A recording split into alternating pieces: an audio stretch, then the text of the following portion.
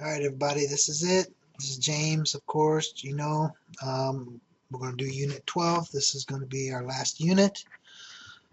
We're going to talk about housing options. We're going to talk about um, types of houses, places you'd like to live, locations where you might find those specific places that you'd like to live. Okay, we're also going to use if clauses. We're going to get into conditionals, and again mention modals, which is something that you should be familiar with. So let's go ahead and jump into this. Okay, again, we're going to be able to talk about housing options. Where do you want to live, the locations, specific types of houses, and be able to use these if clauses, or what we call conditionals, and the use of modals again, okay? Especially when we're talking about possibilities. All right, so let's do a little warm up here. Again, we're talking about places that you would like to live. Where are some places that you would like to live? Well, I would like to live in a log cabin. Where? I would like to have a nice log cabin in the woods, or perhaps a nice two-story house in the country, or some different places and different types of homes if possible. If you had a lot of money, what kind of house would you like to have? Again, if I had a lot of money, I would like to have a log cabin in the woods, or a nice place in the country, or a mansion maybe. Might be a little bit too big, but I think a nice mansion with a big garden would be very, very cool. So again, it's really up to you what kind of um, style you have, or what kind of houses you would like to live in. So think about these questions and try to answer them for yourself. Okay, otherwise we're going to jump into your vocabulary and see what we're going to have to talk about for Unit 12. So open up your book to page 76, please. And again, we're going to talk about housing options. We're going to talk about places to live and those locations. Okay, so think about those. Okay, so here we go. We got number one here. Okay, if you look at these style of homes here, we would probably call those villas in South Korea, but in the United States we call them townhouses. Okay, townhouses. So you would find a beautiful townhouse where would be a location? Well, this would be a nice quiet village. So a beautiful townhouse in a quiet village. That sounds pretty good to me too. I don't think I would mind having that. If it was like Kew Gardens in London, that would be very, very cool. Number two, um, we'd just be talking about one of these things here. In Korea, you might call those one rooms, but in the United States, we would call just a one room apartment a studio apartment. We'd call those studios. So a studio apartment, and usually where do you find these high rises? Usually you would find them downtown. So this would be considered a studio apartment, probably very, very expensive if you wanted to get a nice studio apartment downtown. I don't think I would kind of like that. I don't think I'd like that. All right, for me, this was something that I used to live in when I was a child. This was one of my first houses. This was an old farmhouse. And yes, I used to live in an old farmhouse. And I still think about that place every once in a while. I love that house. So open, so many places to go. Nobody's there, quiet. So an old farmhouse on a ranch. Where would you find that location? On a ranch, probably horses, cows, many different kinds of animals. And where would you put them? You'd put them in the barn. Okay, this is where usually animals are kept, along with other farming equipment and things like that. Here's what I was talking about earlier. What would I like to have? I would love to have a log cabin. Okay, a log cabin would be very, very nice, made out of tree logs. The smell is probably very beautiful, very lovely here. You got woods. Okay, lots of trees growing here in the background. So this log cabin in the woods would be a very, very nice place that I would like to live in. Lots of privacy too. This isn't It looks cool, looks nice, but it's kind of too big. But this is considered a large mansion. Okay, lots of actors, actresses, wealthy people like to live in mansions, many rooms. So large mansion. There's nobody out there. Okay, there are no neighbors, okay, living close to you. So a large mansion in the country, far from the nearest neighbors. You can see there's lots of grass and woods in the background. It'd be okay, but this is, who's going to clean that? Not me. Okay, last one. Everybody's familiar with this. Okay, at least in this class, have some familiarity with dormitories and a shared dorm room on a university campus. Okay, and again, I think we're all familiar with that.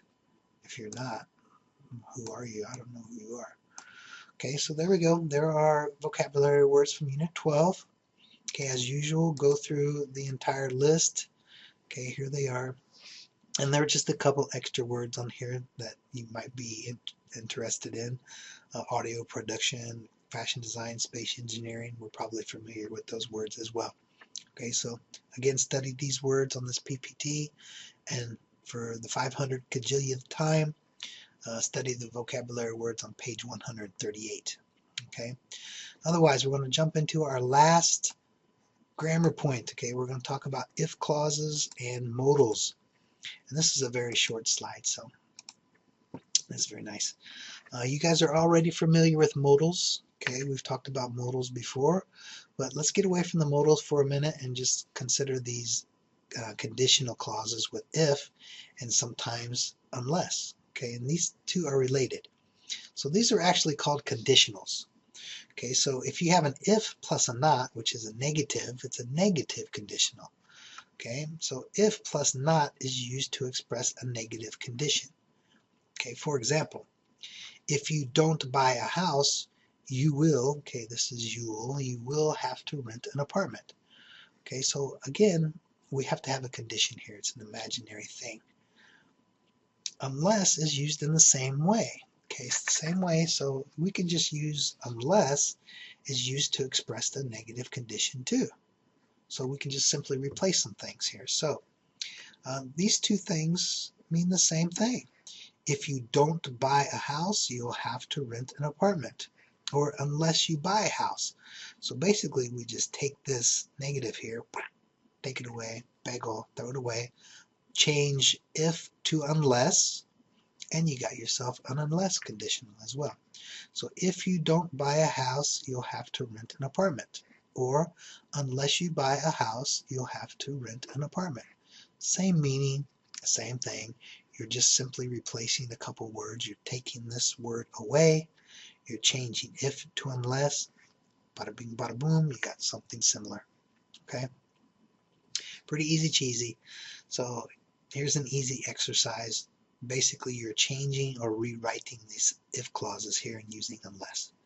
Okay, so like I said, you just take away the negative bagel. You change the if to unless, and that's what you got. Okay, so if you don't live near the mall, you won't be near the best stores. Won't be is will not, actually. So unless you live near the mall, you won't be near the best stores. Okay, so what do you think about number 2? If he doesn't go to Tokyo, he'll go to Kyoto. Okay, doesn't, bagel, change if to unless, and you got yourself a sentence here. Unless he goes to Tokyo, he'll go to Kyoto. He will. If we don't have to work on Friday, we'll visit you. Don't, bye-bye, change if to unless. There you go. Unless we have to work on Friday, we'll visit you. Okay, last one should be very easy. Okay, just take don't, throw it away, change if to unless, and you got a sentence. Unless you buy a house on the coast, you will not have a great view. Super easy. We love easy, right? Okay, that's it for your grammar point. 78. So please just take a look at 78. Okay, and we'll go over our if clauses again. Okay, we'll not talk about unless, but we'll just focus on the if. Okay, and let's just take a look at this box here. You guys can take a look at that in your own time. But basically what we're trying to do is we're just trying to use these modals that we've actually talked about before in the past, and we'll talk about them again, and we'll just sort of connect them there. Okay, so which goes best?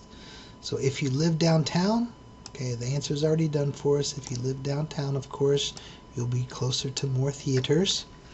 Okay, if you buy an apartment, well, you're going to have to do some deductions here. Okay, do you spend a lot of money on an apartment? Yeah, you probably do. We live in a dorm? No, you'll live in an apartment. You won't have to pay for everything or anything? That's nice. Spend more time on trains? No, none of this makes sense. So A is going to be the best choice in this situation here. So if you buy an apartment, you will have to spend a lot of money. If you move to the suburbs, well, the suburbs are really far away from the downtown, so you might have to take some other transportation. Trains in this situation is probably correct. So if you move to the suburbs, you might spend more time on trains or perhaps subways. If you come to my college, that's a good hint. You often find dormitories in colleges, so you may have to live in a dorm. Okay, and last one, if you stay with your parents, oh, parents are nice to stay with because you won't have to pay for anything.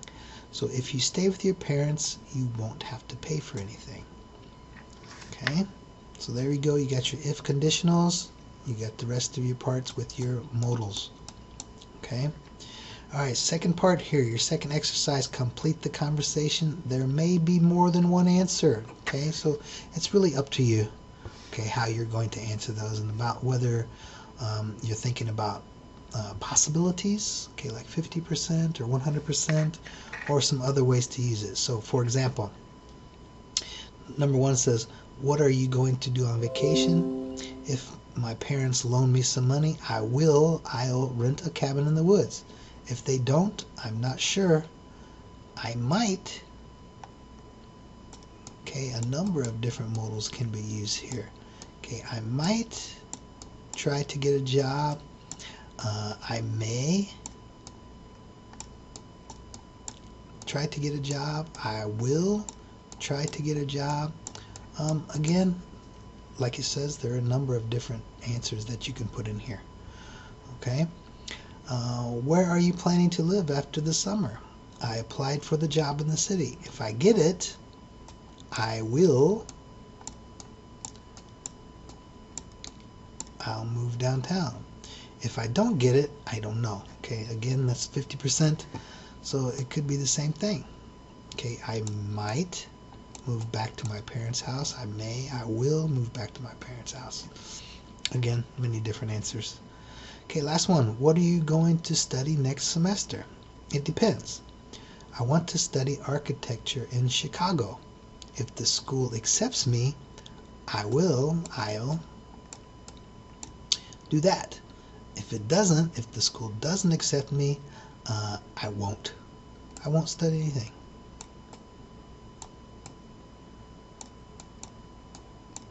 Okay, there can only be one answer there. It's going to be a negative there. Okay, in the negative situation here, anything and won't are friends. I will study something. So in this situation, won't is the only, or will not. Okay, will not is the best answer for that.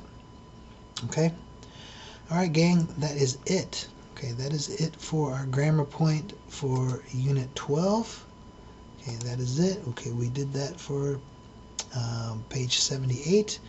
And again, that's our vocabulary and our grammar point for Unit 12. Study all the vocabulary, study the vocabulary from page 138, and you guys should be good for your exam, okay? All right, guys, that's it. I will hopefully catch you guys later. See ya.